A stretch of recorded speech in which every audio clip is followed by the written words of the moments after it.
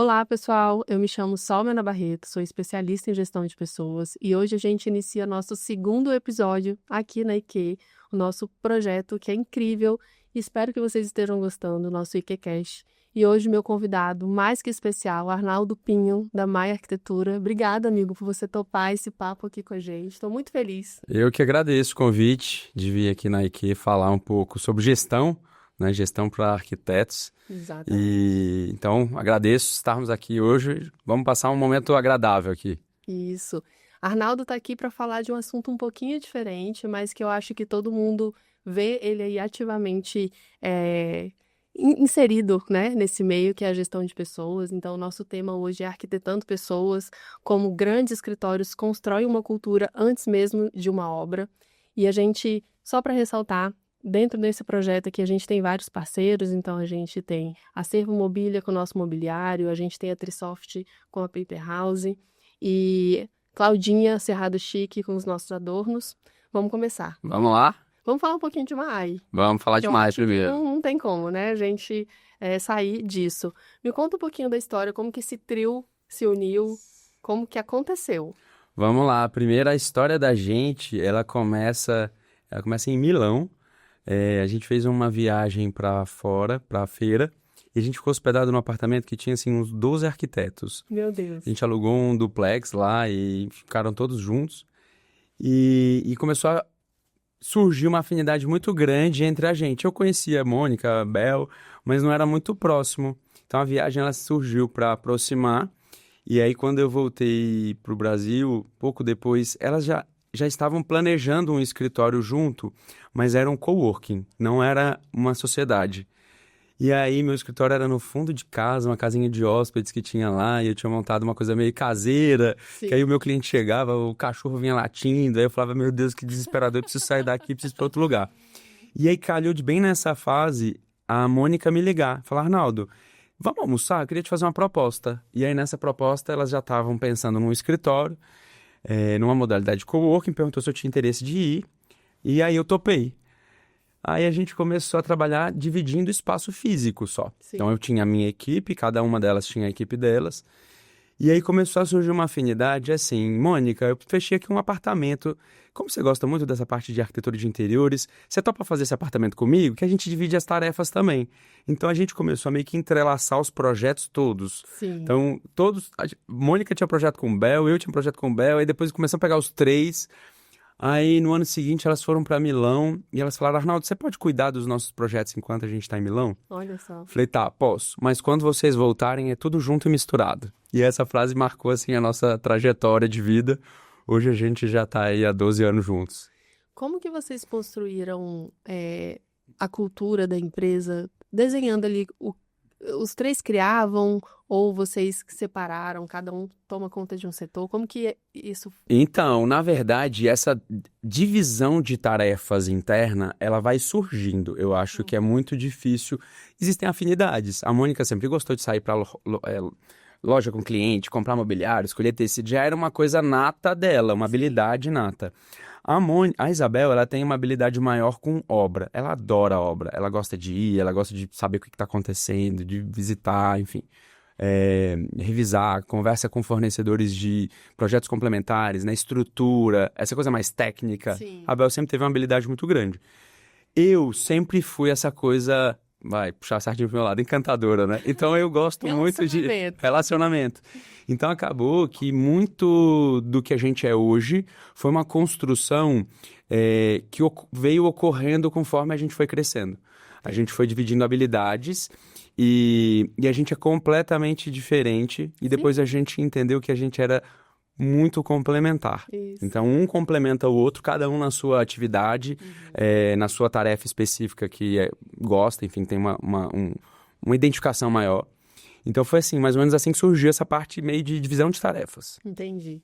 Quantas pessoas estão com vocês? Hoje nós somos quase 40 pessoas no escritório. Meu É um grande time. Deus do céu. Então, um desafio gerir todo mundo. E eu sou administrador do escritório, né? Então eu faço toda essa parte de gestão de pessoas também. E é isso que eu quero saber. Dentro desse mercado de arquitetura, quando depois de formado, depois de toda essa sua trajetória, quando que você descobriu, dentro da sua liderança, que você tinha esse tino para gestão de pessoas? Bom, vamos lá. Para eu chegar onde eu cheguei, foram muitos anos e eu passei por inúmeras consultorias. Eu sempre fui muito organizado e, por acaso, ontem eu abri um HD externo. Um cliente me pediu um projeto antigo e eu abri um HD externo e aí eu fui mexer nas fotos que estavam lá, que eram... É uma pasta de todo o meu escritório antigo quando eu era sozinho, né? Sim. E aí, quando eu comecei a mexer, eu comecei a ver as comemorações que eu já fazia naquela época. Eu era super organizado, os projetos todos eu já fotografava, os projetos com profissional. Eu sempre fui muito organizado no meu dia a dia de empresa. Desde o princípio, eu fotografava os projetos, eu tinha site, eu tinha CNPJ, eu tinha uma conta PJ da empresa. Então, eu sempre fui muito organizado. Com o passar dos anos, você vai querendo se capacitar mais. Então, como já é um assunto que eu gosto, eu fui sempre buscar consultorias, cursos. Eu fiz curso, sei lá, no IPOG aqui em Brasília, que é curso sobre administração de escritório de arquitetura. Sim. Eu fui para São Paulo e fiz um outro curso de uma empresa que chama AEA, de cursos voltados também para o nosso segmento. Fiz também um outro curso sobre gestão de escritório de arquitetura. Então, eu ia buscando. E aí, com o tempo, eu entendi que eu precisava de uma consultoria. E aí, quando essa consultoria chegou, ela falou assim, Arnaldo, vocês têm um planejamento estratégico? Eu falei, o que é isso? Né? E eu imagino que muitos dos arquitetos que possivelmente vão estar aqui ouvindo a gente, Sim. não sabem nem o que é um planejamento estratégico, nem o que faz para tirar isso do papel, né? Uhum. Então, eu aprendi muito. Eu contratei já nos últimos 7 anos 3 consultorias. De menores a maiores, porque eu acho que sempre eu posso aprender um pouco mais com alguém. Sim. Então, numa das consultorias, eu pego todas as informações que ela tem para me passar, entendo, estudo aquilo e aí eu implemento. Certo. Quando eu vou implementar, às vezes eu acho que alguma coisa não saiu certo. E aí, depois, na sequência, eu vou para uma outra consultoria que eu acho que ela vai complementar o que aquela primeira fez, e assim por diante. E é isso, então...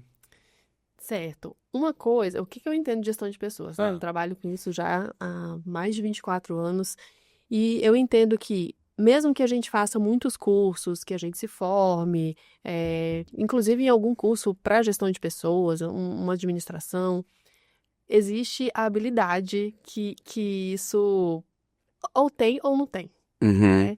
E que é um talento, né? Assim vai para o pintor, para o escritor, existe o talento. E isso é muito nítido em você. Então, eu queria... Fico feliz, viu, de saber. Eu queria entender quando que você sentiu que você... Nossa, eu sou bom nisso. Dá resultado que eu tenho aplicado, fiz curso, me preparei, mas houve alguma situação em específico com alguém ou em grupo que você viu, opa, eu sou bom nisso e quero... E senti que isso é importante para o meu escritório e quero seguir. Tá. Eu acho que são vários casos que vão ocorrendo ao longo da vida que você vai entendendo isso. O primeiro deles, quando eu era no colégio ainda, eu tinha uma amiga que ela sempre trabalhou muito nos finais de semana. Eles têm uma rede de elétricas aqui em Brasília e ela sempre trabalhava muito, muito, muito, inclusive na época da faculdade. Falava, gente, até sábado a Débora vai trabalhar. E aquilo ficou na minha cabeça. E a Débora foi uma das primeiras pessoas que me falou sobre o Empretec do Sebrae. Sim, então, você já fez? Já. Ótimo. Então, você sabe muito bem o que é o Empretec. No Empretec, eu já me destaquei muito. E como é literalmente... Não é uma competição, mas você tem um certo nível ali interno de gestão, de controle, de equipe, de time. Então, quando você tem um professor lá na frente e ele separa em grupo. Pessoal, vocês são um grupo. Esse grupo, ele pode ficar todo mundo quieto, calado, como alguém pode pegar a frente e falar assim, pessoal, é o seguinte, então tá, ó, nossa tarefa é essa, vamos fazer isso, isso e isso. Então, você faz isso, você faz isso, você faz isso. E lá no início eu já vi que eu tinha essa habilidade muito grande de liderança.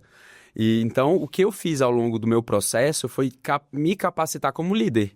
E o líder, hoje em dia, ele é diferente do chefe do passado, né? O líder, ele tem que ser um exemplo. As pessoas te seguem porque você é literalmente incrível. As pessoas, elas se espelham em você. Eu começo a ver, assim, as pessoas do meu escritório específico se vestindo como eu me visto.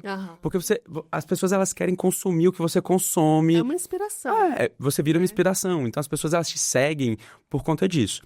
Então, eu me capacitei de diversas maneiras. Uma delas é terapia. Então, eu faço terapia há pelo menos uns 10 anos. E nos últimos 5 anos... eu faço terapia com as minhas sócias. É uma terapia de grupo. Gente. Todas as terças-feiras, 8 da manhã, a gente tem um encontro nosso com o nosso terapeuta. E a gente ali debate muitos dos temas que a gente tem no nosso escritório, muito as nossas diferenças, porque nós não somos iguais, nós somos complementares.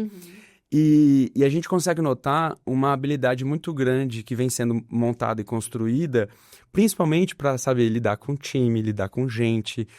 No passado eu achava que terapia era coisa de doido. Desculpa, mas na minha cabeça, quando eu era mais novo, eu achava que terapia... É importante falar, porque a gente acha que não, mas muita gente ainda pensa dessa forma, só que não fala. Não, eu tenho plena consciência. Tanto é que a mesa que eu sentar, eu digo assim, eu faço terapia de grupo, eu acho o máximo, eu acho que todo mundo na vida tem que fazer terapia. Porque eu entendi, na minha vida, no passado, quando eu falei assim, era coisa de doido, porque eu achava que só quem tinha problema precisava ir pra terapia pra tratar aquilo. E às vezes você conhece algumas pessoas da sua família, ou gente próxima, um amigo, que é muito complicado e que faz terapia, então você associa a isso. Era o que eu fazia no meu passado. Então, quando eu descobri que terapia ela é o estudo do comportamento humano, para você ser líder, para você ser gestor de uma empresa, né, você ter 40 pessoas que dependem ali de você o dia a dia. Você precisa ter uma habilidade de conversa, de tato, de trato, né? Então eu entendi que a terapia ela era fundamental para o meu crescimento pessoal e aí eu levo isso tudo para o profissional, né? Entendi. Quando você falou dessa questão de inspiração, é importante a gente enfatizar isso porque como muitas pessoas têm dificuldade de entender até onde vai a gestão de pessoas, de um líder, até a forma do nosso humor, até como a gente chega, né, dentro do nosso ambiente de trabalho, ele interfere. Você hoje tem um time aí de 40 pessoas, então muito provavelmente você já percebeu que se você chega mal-humorado, as pessoas se comportam de um jeito. Se você chega muito empolgado, elas se comportam de outro jeito e assim vai. Então a gente tem uma responsabilidade na vida dessas pessoas, né? É uma frase clichê, as pessoas ficam mais tempo no trabalho do que em casa. Nem sempre, mas o nosso trabalho, o trabalho do ser humano, ele tem um valor muito grande dentro da vida, né? Então a gente que é líder, que está ali levantando aquele pessoal, impulsionando e gerindo e dando informação e desenvolvendo, a gente precisa pensar nisso. Isso não é fácil, né, Arnaldo? Nem sempre a gente está bem. O que acontece? Você tem os seus dias que você não está realmente bem. Eu vou usar dois casos, né, que aconteceram. Mais ou menos nem um mês atrás, né? Eu estava na minha sala e, assim, hoje eu confesso que grande parte do meu dia é fazendo gestão. Então, às vezes, você pensa que o arquiteto está projetando, arquitetando literalmente dentro do seu escritório, e não. A gente cria muitas estratégias, inclusive de crescimento de empresa, de outros braços que a gente quer abrir, outros que a gente já abriu. Então, hoje a gente tem uma empresa de design de imobiliários, então a gente a gente desenha peças que são fabricadas por uma empresa do Sul que vende em multimarcas no Brasil. Então, isso é mais um braço. Então, toda vez que a gente está criando estratégias novas, isso demanda tempo. E aí eu me peguei, há mais ou menos um mês, eu virei pra todo mundo. Uma hora eu parei na minha sala, devia ter assim 5 pessoas olhando pra mim, cada uma tinha um assunto pra tratar. Eu virei pra todo mundo e falei assim, gente, sai, por favor, sai todo mundo da minha sala, eu preciso ficar sozinho, 5 minutos, me dá 5 minutos, eu preciso voltar, porque eu acho que eu tava num dia que eu tinha tanta demanda, que eu acho que qualquer outra pessoa tinha gritado ali naquele momento, mas... A inteligência emocional que eu tenho, eu virei pra todo mundo e falei assim, gente, com licença, por favor, todo mundo sai da minha sala. Eu preciso de 5 minutos comigo pra eu respirar, voltar pro meu eixo, porque eu tô... Se burnout é aquilo, eu acho que eu tava na beira do burnout. Sim, então eu precisei pedir. Né? O que normalmente acontece é isso, às vezes do líder dar uma resposta ali atravessada, ou responder de qualquer jeito, não com tanto pegado, e aí as pessoas se chateiam. E aí isso vai virando uma bola de neve, porque às vezes ele faz inconsciente também, não é por mal, é porque está num momento ruim. Isso e ter mesmo. Esse momento de sabedoria de falar assim, gente, eu não estou num bom momento. Exatamente. Eu acho que você precisa ser transparente com o seu time. Eu já tive situações na minha vida que eu passei por grandes dificuldades, grandes perdas, e que é inevitável que você fique triste, chateado, amargurado, enfim, alguma coisa do tipo. Então você tem que saber lidar muito bem com essas situações que surgem na sua vida. Porque isso vai transparecer no seu time, na sua equipe, no seu profissional, na sua entrega. Exato. Porém, eu acho que uma empresa como um todo, tudo que você transparece muito para a empresa. Sim. Então, na fase que eu tô ruim, é inevitável que a empresa vá mal. Sim. E aí, quando você tem sócios, literalmente o sócio tem que pegar sua mão e dizer assim, vamos lá, nós estamos juntos, a gente vai segurar aqui as pontas, né? Eu passei por um ano que meu pai faleceu, eu passei por outras grandes perdas, então foi um ano difícil, mas eu tava com as minhas sócias do lado falando assim, Arnaldo, vamos, a gente tá junto com você. E é engraçado, né? Quando você passa por uma grande perda, a sensação que eu tenho, né, de já ter vivido isso, é que depois parece que você ganha um gás de trabalhar e de falar assim, eu vou crescer e agora é que eu vou me entregar, não vou me deixar bater. Então isso é muito importante. Eu acho que muito do meu crescimento veio em momentos de muita tristeza ou muita baixa. Então isso sim. E o que eu acho importante na personalidade de cada gestor, no caso, é porque você fala assim, existe uma habilidade, existe uma coisa assim meio nata de que você tem uma habilidade para aquilo. Mas você, quando é dono de uma empresa, você tem que gerir essa empresa, você tem que saber lidar. Então pode ser que você desenvolva essa habilidade, né? É um ponto que é importante, mas a gente tem que entender que muito da nossa personalidade passa para a empresa. Se a gente é uma pessoa mais séria, ranzinza, aquilo passa pro time, que é uma coisa absurda. Se você é uma pessoa enrolada, desorganizada, isso passa pro seu time. Você pode contratar alguém extremamente organizado, mas só dele estar ali convivendo com um mundo desorganizado, parece que vai pegando. É um reflexo. Então eu guardo muito um exemplo, e eu gosto de ir conversando para os exemplos irem surgindo na minha cabeça. Eu visitei uma loja uma vez que vende coisa de casa. Sim. Sem dar nomes, né? Vende coisa de casa. Uhum. E aí eu entrei, eu conversei com um vendedor, conversei com outro, falei, nossa, que pessoas grossas, assim, né? Parece que você tá fazendo um favor de estar aqui dentro da loja e ela tá fazendo um favor de te atender. E aí depois eu passei a conhecer o proprietário da loja. E aí eu entendi que o proprietário, ele tinha exatamente aquele perfil. Meio grosseirão, meio estúpido, meio, sabe? Sim. E aí você passa totalmente. Gente, eu sorrio até pras paredes, né? Eu vou cumprimentando todo mundo, eu vou falando. Então, eu acho que isso passa pro meu time. E isso é muito importante. É um espelho. A gente é um produto do meio. Exatamente, só o produto do meio. Então, se a gente não tomar cuidado, a gente transforma pessoas ali em algo negativo. O que você falou sobre as sócias te carregarem no polo, literalmente, em momentos ali de tristeza, quando você não tem sócio e você faz essa gestão muito de parceria, de cuidado com as pessoas que são subordinadas a você, isso acontece também.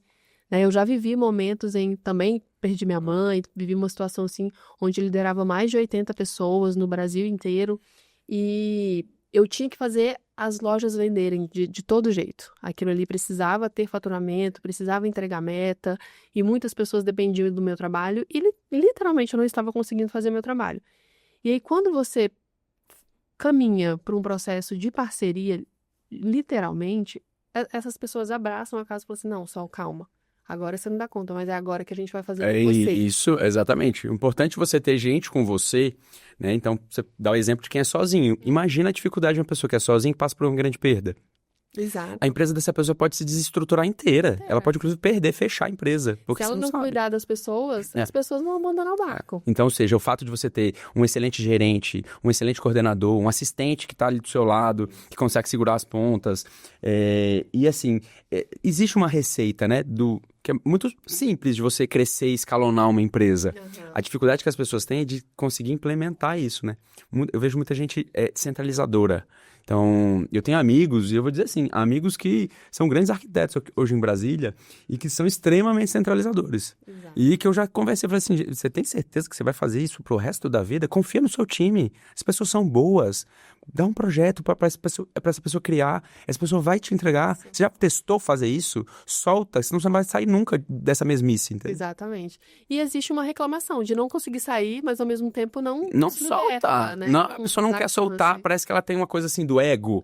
Eu acho que o ego é uma coisa que eu não tenho e acho que eu nunca tive na minha profissão. Sim. E o arquiteto, né, a gente é artista, tem aquela coisa do chegar, do evento, gente. de você, né, tá ali cheio de gente paparicando e tal. Sim. Você tem que tomar muito cuidado porque existe uma linha tênue entre você se perder. Exato. Então, eu acho que muito do não soltar vem do ego, assim, essa coisa meio do artista. Eu tenho a impressão. Dentro do escritório isso acontece muito e dentro das empresas, né? Porque a gente está falando aí de arquitetura e a gente não vive também sem as empresas que atendem os clientes de vocês. Então fica aí a dica para o empresário, tudo que a Arnaldo está nos contando. Vamos falar de faculdade, o que a faculdade ensina. Tá. E o pós, que eu vejo que é um grande desafio quando a pessoa sai formada do curso de arquitetura e parece que ela precisa fazer um outro curso para poder exercer o que ela aprendeu. O que acontece? A faculdade específica de arquitetura, a gente tem muitas matérias que elas são completamente diferentes do que é a vida de um arquiteto que projeta casas, comércio, enfim, apartamentos. Por mais que ele vá se nichar, eu quero ser um arquiteto, que existe muitos no Brasil, que só faz pista de skate. Tem no Brasil um escritório específico de pista de skate. Certo. Na faculdade, o que você aprende, eu acho muito vago. Principalmente na parte de gestão, que não existe. Não existe nada de gestão. Sobre produtos específicos. Você tem eu tive uma cadeira de materiais, onde eu aprendi assim, muito pouco e muito en passant por cima. Eu já tive uma loja de materiais de acabamento, eu tive uma boutique no passado. Foi uma grande experiência como lojista, me ajudou muito numa bagagem empresarial. Eu acho que foi ali uma faculdade que eu fiz. Eu devo ter tido a loja durante uns 5, 6 anos. E me ajudou muito a entender o mercado, entender sobre produtos. Mas eu sempre fui fuçador. A primeira vez que eu fui para Expo Revestir, eu estava na faculdade. Então, naquela época, antigamente, né? Você tem menos dinheiro e tal, não sei o que, a coisa mais controlada, você é estagiário. Eu comprei uma passagem para São Paulo de manhã, passei o dia na Expo Revestir e voltei no final do dia. Então, eu sempre busquei aprender e entender muito sobre os produtos. Então, é quase como se eu complementasse a minha faculdade com a vida prática fora. Então eu vejo muito estagiário que fala assim, mas tem que ir nessa palestra ou nesse... Mas é fora do meu horário de trabalho. Sim, é fora do seu horário de trabalho, vá para aprender, aproveite. Porque você dorme estagiário e acorda arquiteto. Exato. Literalmente. Então, quanto mais bagagem você tiver, melhor. Não, e se você não investe em você mesmo, né? Quem vai investir? Olha, eu tô fazendo uma coisa curiosa, né? Eu dei uma palestra no Uniceub tem mais ou menos um mês, eu acho. E aí, nessa palestra, no final, algumas pessoas vieram conversar comigo, né? Uma das meninas ficou e ela falou, Arnaldo, então, eu tô fazendo arquitetura, meu pai quer que eu seja assim a primeira, que eu seja exemplar e tal, o que eu faço? Me dá né? Me conta alguma coisa. Aí eu virei pra mim e falei assim, quer saber? Você vai me acompanhar. A menina tá no 2º semestre de arquitetura. Ai, meu Deus. E a menina é boa, ela que me escute aí, ó. E aí a Ana, ela me procurou e eu falei assim, me manda uma mensagem, eu vou marcar de você me acompanhar um dia. Em resumo, essa menina já me acompanhou por 2 dias, né? Literalmente, você vai junto comigo, eu vou sair com o cliente, tudo que eu estiver fazendo, você tá observando. Sim. Então ela tá assim, encantada, né? Arnaldo, tá muito legal, eu tô aprendendo isso, não sei o quê. Aí ela me mandou o projeto dela de PA2, que é uma casinha pequena que elas fazem. Ela me mandou, eu corrigi o projeto dela, devolvi pra poder ela fazer ajuste. Eu olho a planta e digo assim, meu Deus, tem que aprender tanto ainda. Uns errinhos básicos, sabe? E o valor tipo assim, uma porta que não abre direito, um armário que não tem profundidade pra roupa. E com certeza ela vai aprender muito, né, ainda ao longo da vida. Mas o contato direto com o escritório, com o dia a dia de uma empresa, isso é muito diferente. O valor disso eu acho que vai ficar e ela não vai esquecer nunca mais. E eu aprendo. E o legal é que futuramente ela possivelmente vai fazer isso por alguém também. Com certeza, ela vai passar pra frente. Com certeza. Os costumes, ela se perpetuam. E você sabe que eu aprendo com ela também. O que eu resolvi fazer com o meu time? Eu devo ter em torno de uns 12 estagiários no escritório hoje. Eu resolvi que eu quero um estagiário por semana me acompanhando. Olha aí. Porque aí eu vou ter mais contato com esses meninos que vão ser meus futuros arquitetos, né? Possivelmente. Legal, muito bacana. Quais os rituais que você tem hoje dentro do escritório para gerir as pessoas? Vamos falar, motivação, reter talentos. Vai contando. Bom, então, o que a gente faz? Você já fez uma corrida. Foi, você viu a corrida de rua? Pois é. Foi bacana. O que a gente faz? Na verdade, a gente tem um planejamento estratégico. O planejamento estratégico é como se fosse um mapa que você precisa seguir, um roteiro. Sim. Então, a gente cria no final do ano sempre um roteiro do que a gente quer fazer no ano seguinte. E esse roteiro, ele é dividido em 4 pilares. Pessoas, processos, financeiro e... Até esqueci aqui o próximo ponto. Depois ele conta, gente. Depois eu conto. Manda mensagem para ele que ele vai contar. E aí, dentro de pessoas, a gente que é um dos pilares, a gente acaba criando estratégias para pessoas. Sim. Vou dar um exemplo. Financeiro. A gente teve um ano que falou assim, a gente precisa aumentar a nossa reserva financeira. Então, isso é um projeto. A gente precisa melhorar as aplicações que o dinheiro tá para ele render mais. Isso é um projeto de financeiro. Quando a gente fala sobre pessoas, eu tenho, dentro do pilar pessoas, eu tenho várias estratégias que eu, como empresa, quero tirar do papel aquele ano. Então, a gente mapeia antes para depois tirar do papel. Então, a corrida de rua que você viu foi uma estratégia que a gente montou para unir o nosso time. E aí, quando eu falo unir o nosso time, eles são muito amigos. As nossas pessoas, elas são colaboradores, enfim, prestadores de serviço, que eles viajam junto, eles saem junto, final de semana eles estão juntos. Eles criaram um grupo deles, que é muito bacana isso. Sim. Eu tenho gente que trabalha comigo há 13 anos, 15 anos, 8 anos, 7 anos. As pessoas duram muito tempo com a gente. Sim. Então, isso demonstra muito a cultura. É o reter talento. É. Então, ou seja, a corrida de rua que a gente fez, por que eu resolvi fazer? Porque eu, Arnaldo, como pessoa, resolvi botar uma meta para mim de uma corrida de rua por mês ao longo do ano de 2024 e 2025. E, normalmente, eu faço sempre em janeiro um workshop do escritório. Nesse workshop eu apresento todas as metas que a gente teve, que foram cumpridas. Tudo que a gente fez no ano anterior. Eu gosto de dizer, olha, então, lembra? Nós compramos uma pipoqueira, porque vocês pediram uma pipoqueira pro escritório. Sim. A gente fala todas as ações que a gente fez e a gente traz as novas ações que vão ser implementadas ao longo do ano. Então, lembra que eu falei que o pessoal interfere muito na empresa? Uhum. Eu tô numa vida mais saudável, eu criei um grupo onde eu botei vários amigos dentro para poder incentivar eles a investirem na saúde, a ter atividade física, perder peso, todo mundo, né, ter um envolvimento um pouco maior. Então eu levei para a Mai o que eu criei na minha pessoa física. E aí eu falei, vamos fazer uma corrida de rua? Então a gente tem a corrida de rua que a gente fez no mês passado, a gente teve 23 inscritos, tá, do nosso time que quiseram correr, a gente fez a inscrição de todo mundo. Vou fazer uma pergunta um pouco polêmica. Pode fazer. Você obriga ou não? Não, participar? na verdade... Como que você faz? É engraçado porque você falou um pouco atrás sobre cultura. E a cultura é uma coisa que você não tem como botar na cabeça de alguém. Ela é absorvida. Uhum. Então, a partir do momento que você vê todo mundo ao seu redor fazendo e sentindo aquilo e naquela mesma vibração, é automático. Muitas das pessoas não foram porque... Eu vou dar um exemplo da Lucinéia, que é minha secretária. Lu nunca correu, nunca. A Lucinéia falou assim, eu vou me inscrever. Eu quero perder peso, eu gostei dessa atividade. Ela começou a fazer treino. Olha. Ela tem uma amiga que é mais velha, mas perdeu o marido, ficou viúva. E aí estava super triste em casa. Essa senhora já tinha o costume de correr. Aí ela virou para a amiga e falou assim, amiga, vamos correr juntas? Ou seja... Eu ajudei a minha secretária a perder peso, porque ela perdeu peso. Ela criou o hábito da corrida, Sim. ajudou a amiga que estava em casa triste, porque foram pra rua para poder treinar, e ela correu os primeiros 5 quilômetros. Então, isso são vitórias individuais que vão surgindo do pilar pessoas dentro de um planejamento estratégico. Como você mexe na vida. Falar disso, né? Eu fico até empolgado. Mas porque a gente tem... É o que a gente estava falando no início. A gente tem uma responsabilidade tão grande sobre a vida das pessoas e quando a gente consegue algo tão positivo assim, é a recompensa, né? Sim. É quando você olha e fala assim, gente, que legal que eu pude proporcionar isso. E eu pensei nessa pessoa e as coisas vão fluindo, né? Teve algum desafio muito grande? Pessoas, gestão de conflito... Alguém que já... Nossa, demais. Você sabe o que a gente fez no ano passado? A gente tinha um grande problema que era feedback.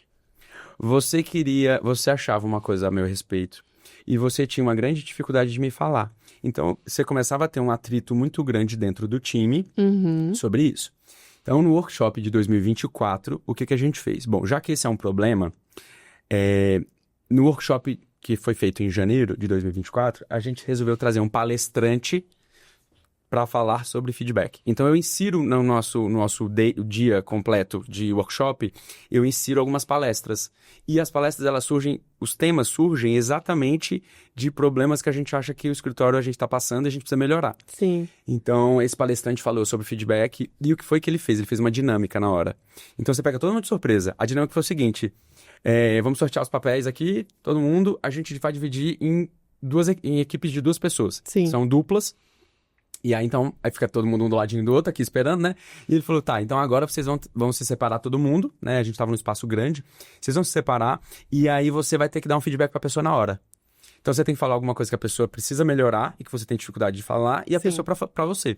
E eu caí com o meu RH. Logo, eu caí com o meu RH, né? Foi maravilhoso. Maravilhoso. Porque, assim, Eu ouvi dela uma coisa que ela tava doida pra me falar e não falava. E não falava. Mas por que você não me falou ainda? Ela disse assim, Arnaldo, você trabalha tanto que na hora que a gente vai fazer a reunião, você não tá prestando atenção em mim.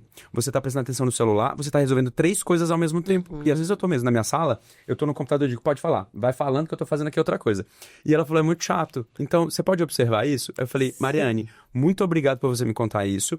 Eu vou observar, mas agora eu tô te dando carta branca pra na hora que isso acontecer e eu não observar, você me dizer, Arnaldo, você não tá prestando atenção em mim. Sim. Então, isso surgiu exatamente de um ponto que a gente estava vivendo e eu consegui resolver muitos impasses. Imagina, 40 pessoas, a quantidade de É enorme, gente. intriguinha que você tem daqui pra ali. É entendeu? muita gente. Então, hoje eu tenho uma grande liberdade de quando a pessoa chega na minha sala pra falar de alguém, eu digo, vamos fazer o seguinte, lembra da palestra de feedback? Chama a pessoa, conversa com ela. Sim. Então, ou seja, isso é muito bacana pro time. E funciona. Super. Mas, claro, é uma coisa de cima pra baixo. Aham. A partir do momento que eu implemento como diretoria de uma empresa Faço. e faço, Sou um exemplo isso disso. passa, entendeu? Vamos falar dessas novas gerações. Vamos. Nossa, que desafio. Falei, nosso podcast é diferente. É, desafiador, novas gerações. Geração Z. Eu falo muito das problemáticas, mas eu entendo que tem muitas coisas positivas dentro desse meio, né? É um pessoal que veio muito para falar sobre qualidade de vida, para tirar aquela coisa do workaholic, de que a gente tem que trabalhar até morrer, que são pessoas questionadoras. Eu gosto de pessoas questionadoras que perguntam o porquê das coisas e não só batem continência, né? Então, essas pessoas, elas fizeram com que os empresários obrigatoriamente pensassem mais em pessoas, né? Então, tá tirando todo mundo ali da zona de conforto. Mas existe um outro lado, né? Que é uma deficiência ali de funcionalidade mesmo, de se tornar um adulto que não é funcional. E aí, ontem eu vivi um desafio, eu vou te contar. Seu, então, agora que só eu contei desafio aqui. Ontem eu estava dando mentoria para o escritório de arquitetura de alto padrão aqui de Brasília e uma assistente comercial pediu demissão. E aí o arquiteto falou assim, não, ela pediu demissão porque ela estava se sentindo muito desvalorizada. E eu fui perguntar o que eu fiz, né? O que foi? Essa pessoa também é super ligada nessa coisa de gestão de pessoas, no bem-estar. Então, não combina muito com o que ela falou. Aí ela falou assim, não, é porque eu não tenho um lugar. Quando eu chego no escritório, eu não tenho um lugar, uma mesa minha para ser minha. Só que, de 5 dias que ela trabalha na empresa, 4 é home office. Entendi. E no 5º, ela recebe um espaço como esse para trabalhar 4 horas só para prestar conta ali do financeiro.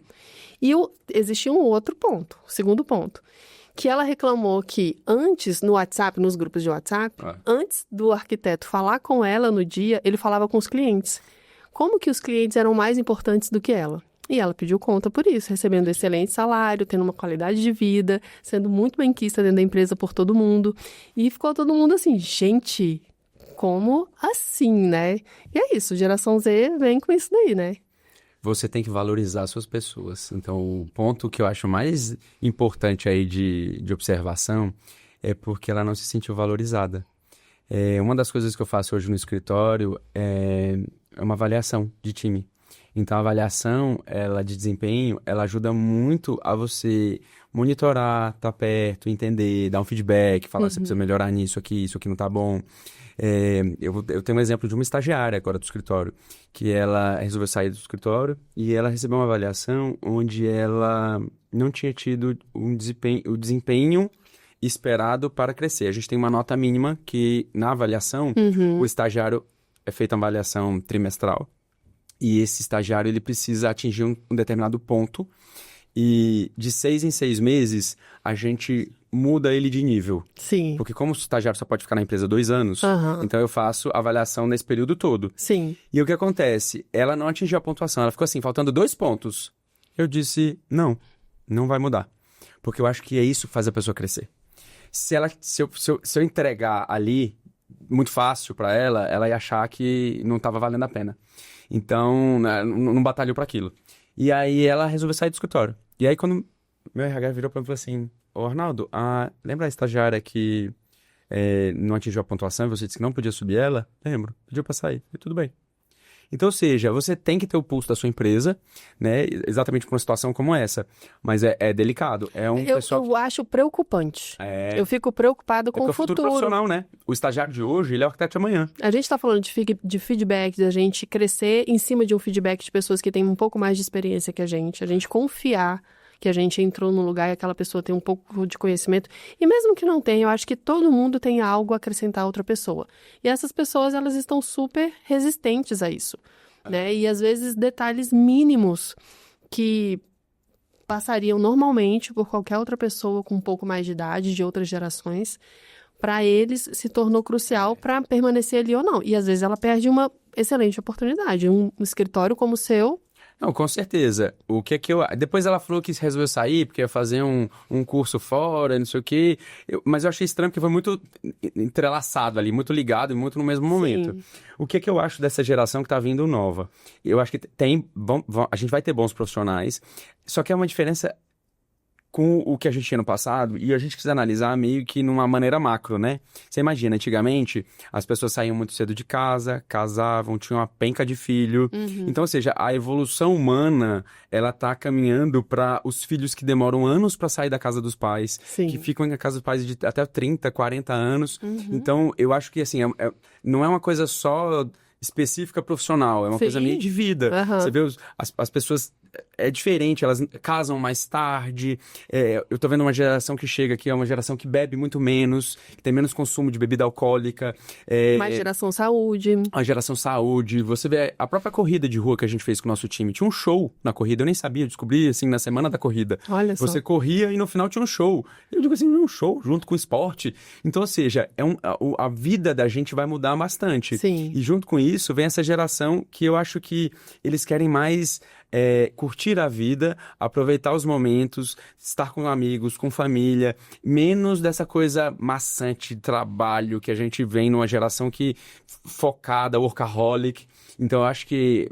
Eu não sei nem o que vai ser o futuro, mas eu vejo que vai ser mais difícil a gente ter bons profissionais para trabalharem com a gente. Então, quando você pensar o bom e você tratar bem o bom, cara, você tá feito. Existe esse desafio, né, da gente construir o compromisso. Eu acho que... Gente, você tá olhando pra mim que eu vou ter que comer um negócio desse. Ele tá Vamos rosa comer. que tá brilhando. Construir o compromisso. Eu vejo que isso se perdeu, né?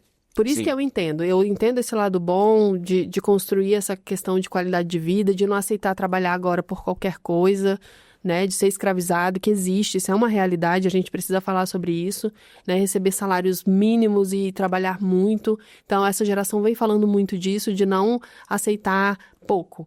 Mas existe também um descompromisso. Você sabe disso, ninguém cresce fazendo pouco. Ninguém cresce fazendo básico. Faz o tanto que eu já trabalhei nessa vida. Você entende? Então, assim, quando a pessoa quer entregar um mínimo, ter um resultado muito rápido e ganhar muito, isso não é uma realidade. Não vai acontecer. Nem hoje, nem amanhã, nem daqui a 50 anos. É isso. Então, a minha preocupação é nisso. É como que a gente vai estar lá na frente com essas pessoas que, tô cansada, não vou atender mais nenhum paciente, tô cansada, eu preciso viver minha vida. E o paciente tá lá fora, às vezes, passando mal, né? E falando de um médico. É difícil. Assim, eu acho que o trabalhar muito é o que, na verdade, faz você crescer. Eu sempre trabalhei demais, a vida inteira. Gente, na época que eu fazia faculdade, eu já tinha um escritório montado, assim, pequenininho, com minhas coisas, meus projetos. Eu já fazia casa-cor. Minha primeira casa-cor, eu tava no 8º semestre da faculdade. E eu era estagiário da Larissa Dias, eu trabalhava também pra Silvana Andrade, isso era tudo simultâneo. Então, ou seja, a vida inteira esse caos me movimentou. Eu sempre precisei Depois eu descobri, mais velho, que o que me movimenta, o que me move é exatamente a quantidade de coisas que eu preciso fazer. Eu acho que uma vida calma, ela me cansa.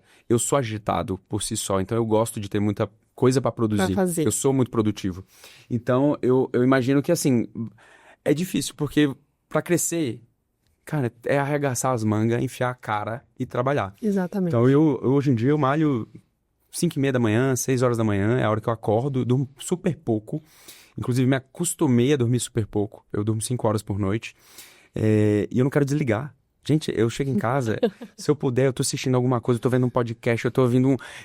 É o que eu não te move. desligo, porque é o que me move. Então, às vezes... Não necessariamente que todo mundo precisa Não, ser cada assim, um tem seu ritmo. mas Tem gente que não precisa de tem 8 horas de jeito, você sono, precisa tem gente que... produzir pra cada um tem poder ter o seu... retorno disso, É isso. né? Não existe retorno financeiro e de sucesso e de bem-estar emocional no conforto, Eu só ali acho no que marasmo. você precisa de foco.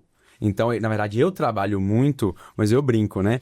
Eu ouvi de uma das consultorias que eu fiz o trechinho da música do Zeca Pagodinho, Deixa a Vida Me Levar. Sim. Arnaldo, você não pode ser Zeca Pagodinho. Aham. Porque o Zeca Pagodinho, ele vai indo. Aqui, agora eu vou aqui, vou ali, agora eu vou fazer esse projeto aqui. Não. Cadê o foco? Você tem meta? Quantos projetos você tem que fechar por mês?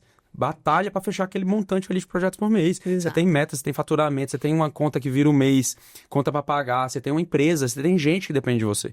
Então eu acho que eu trabalho muito, mas muito com foco. Eu vi que agora você está produzindo aulas Exatamente. semanalmente. Vem aí um novo Arnaldo. Vem o novo Arnaldo. E eu sempre gostei muito de ensinar. E já ensinei no passado, né? Assim, tem anos. Gente, deve ter pelo menos uns... Eu não sei nem quantas turmas eu já tive de pessoas onde eu compartilhei um pouco do meu conhecimento. Primeiro era na faculdade, para jovens arquitetos, para futuros arquitetos, né? Jovens alunos. E quando eu tinha minha loja, eu gostava de ir nas faculdades mostrar o material que minha loja tinha, porque eu entendia que aquele era o futuro arquiteto. Então eu já estava plantando uma sementinha dos produtos que eu vendia e, de certa maneira, eu estava ensinando também. E aí eu fiz, antes da pandemia, algumas turmas de um curso que eu chamava de especificação interiores. Eu pegava a turma, eu ia para o Casa Parque, eu girava nas lojas e eu ensinava a comprar. Olha, você vai ter que fazer isso, é assim que você fala com o cliente. Esse é o argumento de venda, isso aqui é o que você tem que fazer. Esse tecido, tá vendo esse tecido? Esse tecido é uma massa, ele não vai ser ideal para você botar na cadeira. Então escolhe um outro tecido. Então eu ensinava a bagagem profissional que eu adquiri com o tempo. E aí, depois que eu desenvolvi muito essa parte de gestão, eu entendi que eu queria compartilhar o meu conhecimento. E é engraçado que hoje você olha na internet, a quantidade de gente ensinando coisa é absurdo, né? Mas eu entendo que o ensinar, hoje pra mim, ele é um propósito de vida. Ele não é só... Eu não quero ensinar porque eu quero ganhar dinheiro, não quero ensinar porque eu quero aparecer, não. Eu quero ensinar as pessoas porque eu quero ter o prazer de dizer assim, olha o que eu construí, olha que menino incrível, olha quem essa pessoa se tornou. Então eu fico muito feliz. Eu vejo hoje alguns arquitetos que fizeram os meus cursos e não que aquilo tenha sido um grande impacto na vida, porque eu acho que cada curso que você faz, você aprende um pouco. E é o que eu fiz. A vida toda eu fiz vários. Aqui eu aprendo um pouco disso aqui, aí aqui eu aprendo um pouco disso, e aí sim você vai crescendo. Então, sim, eu tenho orgulho de dizer que em breve serei mentor de arquitetos. Já temos nome desse projeto? Então, esse projeto chama TRIA, Arquitetura de Negócios. E o foco da gente é exatamente a mentoria para arquitetos. E o objetivo é passar 12 meses com essas pessoas para poder acompanhar o crescimento delas. Olha aí, gente. Então, fica a dica. Primeira mão aí, hein? Primeira Não tinha mão. falado ainda. Qual a dica que você dá para o empresário hoje? Não só de escritório de arquitetura. Empresário como um todo, né? Como um todo. Falando de gestão de pessoas. Nossa! Eu sei que são muitas, mas quando a gente fala disso, o que vem primeiro à sua cabeça? Eu acho que a primeira coisa que você pode fazer com o seu colaborador é ouvir ele. Porque a gente normalmente não escuta, a gente manda, né? Você dá uma atividade e manda ele executar. Então, eu acho que quando você escuta, quando você ouve, você vai ter tanta informação bacana quando você envolve ele no processo. Então, eu acho que esse é um ponto que eu acho muito válido de compartilhar, é o ouvir. No passado, lá na MAI, o que a gente fez?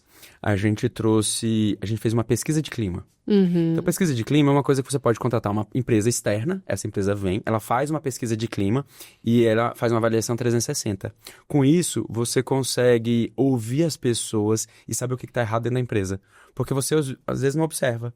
Ainda mais se você não tiver esse olhar de gestão apurado. Sim. Então, quando você faz uma pesquisa de clima, você vai entender se tem uma cadeira quebrada com rodízio que incomoda seu funcionário, se o micro-ondas demora para esquentar, se você podia botar mais um micro-ondas na empresa que ia facilitar o tempo que gasta se esperando para esquentar a comida. Você ia entender se você é meio grosseiro com alguma atitude sua.